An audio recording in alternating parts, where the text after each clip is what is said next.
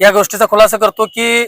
छत्रपती राजर्षी शाहू आघाडी निर्माण करण्यापाठीमागे आदरणीय राजेंद्र पाटील यड्रावकरांचा मुख्य हेतू असा आहे की या जातीपातीचं राजकारण ला कलाटणी देऊन गावामध्ये सगळ्यांनाच मानवाचा विकास हा एकमेव दृष्टिकोन डोळ्यासमोर ठेवून या शिरोळ तालुक्यामध्ये नांदणाऱ्या सर्व जाती धर्माला एकत्र घेऊन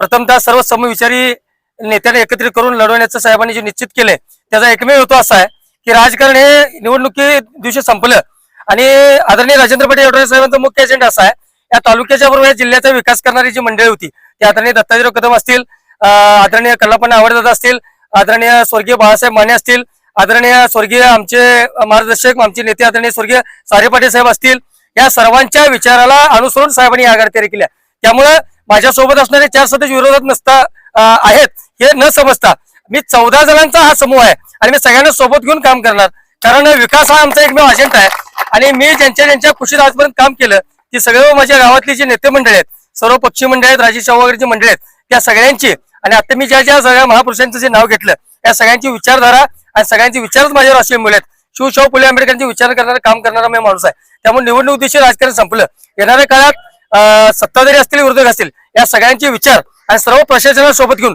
शिरोळ तालुक्याचा विकास कसा करता येईल हे एकमेव माझं ध्येय माझ्यासमोर आहे.